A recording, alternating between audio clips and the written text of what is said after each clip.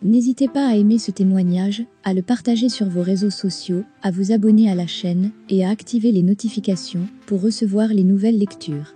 Merci beaucoup et à bientôt. Le vendredi 14 juin 2019, j'ai effectué une longue séance d'entraînement. Une randonnée de 12 km, 1 heure de yoga et de haltérophilie intense.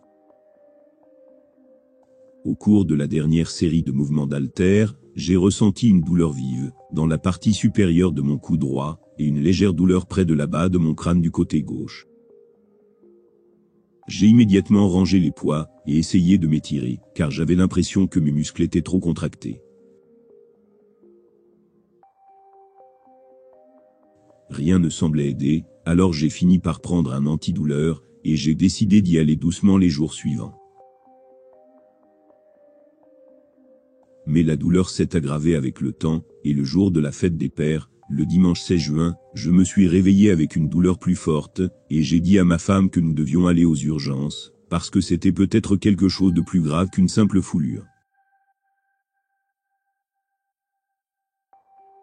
Nous avions prévu de passer un bon moment ce jour-là, et je me réjouissais de passer ma première fête des pères avec ma fille. Mais les activités que nous avions planifiées devaient attendre la suite.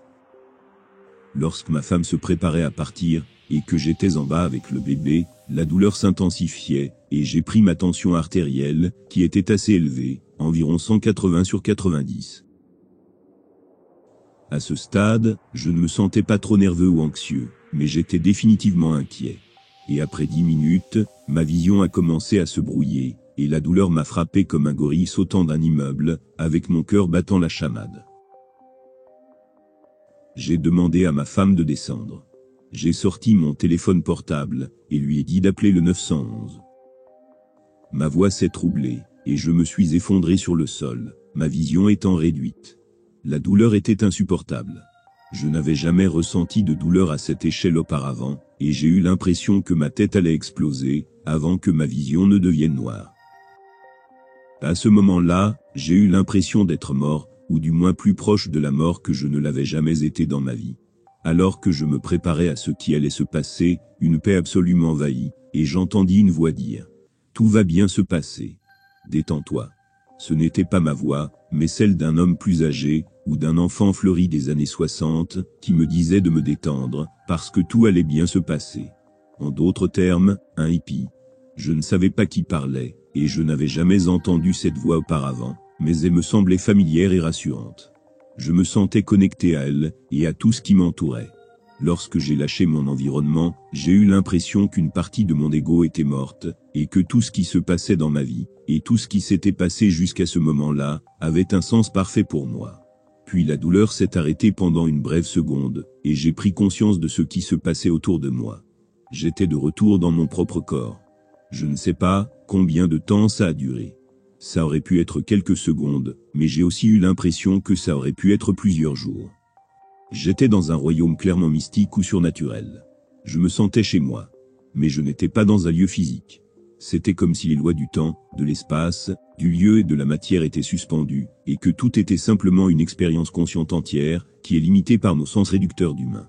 J'ai rencontré un être défini, ou une voix clairement d'origine mystique ou surnaturelle.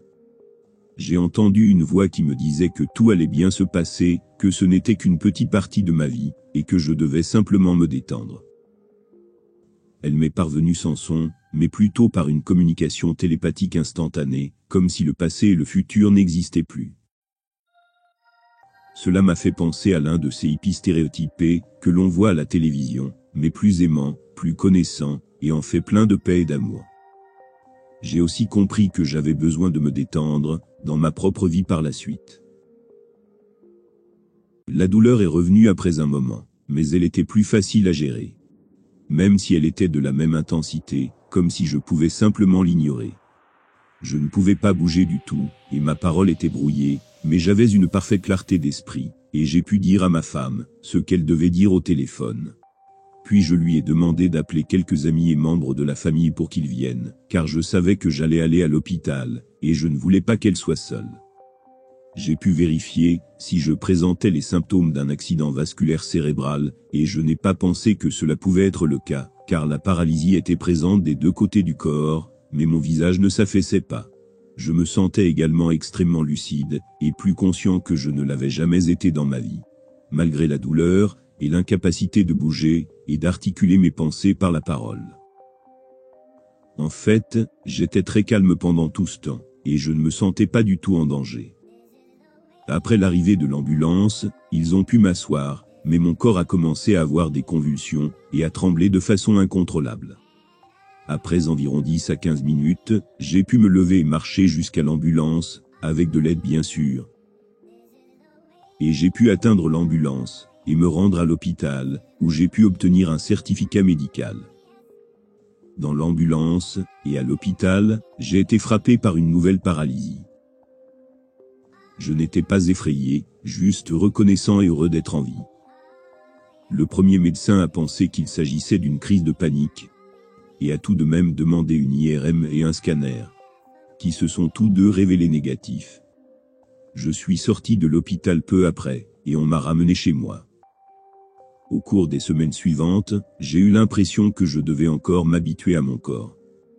Je devais beaucoup réfléchir et utiliser la rampe pour descendre les escaliers. Pendant et après l'opération, je bégayais comme si j'avais un court-circuit, lorsque beaucoup d'informations entraient dans mon cerveau. Il y avait aussi des jours où je luttais juste pour marcher sans trébucher. Je n'aurais probablement pas dû conduire, et quelques semaines après cet incident, j'ai brûlé quelques feux rouges et feux de signalisation, si bien que ma femme a pris le relais, jusqu'à ce que je sois à nouveau capable de conduire. 2 semaines plus tard, j'ai pu consulter mon généraliste. Mais je bégayais toujours, et j'avais du mal à marcher. Il a fallu du temps pour obtenir un rendez-vous. On m'a immédiatement adressé à un neurologue, mais il m'a fallu 6 mois pour obtenir un rendez-vous. Entre-temps, j'avais complètement récupéré de ce qui s'était passé, et on m'a diagnostiqué une migraine complexe avec catatonie. Cependant, ce seul moment sur le sol a changé ma vision de la vie pour le mieux. Avant cet événement, ma vie semblait être en pilote automatique, et bien que je me sentais heureux, je me contentais de faire les choses, et ne vivais pas avec un but. J'étais raisonnablement religieux, avant que cela n'arrive, mais je m'en suis éloigné pendant un certain temps, et je n'allais à la messe qu'occasionnellement. Aujourd'hui, je pense que la religion organisée ne m'est plus d'aucune utilité. Je me suis embarqué dans un voyage de découverte de soi et de croissance. Et j'ai découvert que cela me faisait vraiment m'aimer, et m'efforcer d'être gentil avec tout le monde. Aujourd'hui, je m'efforce de trouver des liens, et de faire de mon mieux pour mieux servir ceux qui sont autour de moi. L'événement m'a également aidé à déterrer des choses de mon passé, qui étaient enfouies et que je ne pouvais pas affronter, ou dont je ne pouvais pas parler. En particulier, j'ai constaté à quel point je doutais de moi-même, et que je souffrais du syndrome de l'imposteur, ce qui a engendré des pensées et des émotions négatives. Je pense que cela provient principalement de mon enfance et du fait que j'essayais d'être quelqu'un que les autres voulaient que je sois, au lieu d'être simplement moi-même. De plus, mes rêves, quand j'en fais, sont beaucoup plus vifs, et je peux généralement m'en souvenir très bien, et faire des rêves lucides de temps en temps. Ce qui m'est arrivé pendant ce bref instant, où j'ai entendu cette voix, et où je me suis effondré sur le sol, m'a semblé plus réel que tout ce que j'avais ressenti auparavant. Et je n'ai pas peur de la mort ni de ce qui peut suivre. La méditation et les exercices de respiration font partie de ma routine quotidienne. J'ai arrêté les séances d'entraînement intenses, et je me concentre plutôt sur le fait d'être en bonne santé, et de me connecter au monde qui m'entoure par le biais de la nature, et en étant avec mes amis et ma famille. J'essaie également d'apprécier d'être avec moi-même, et de trouver de nouveaux passe-temps, et de nouvelles façons d'explorer le monde. Mon expérience était définitivement réelle. Elle semble tout aussi réelle, 2 ans et demi plus tard, que lorsqu'elle s'est produite.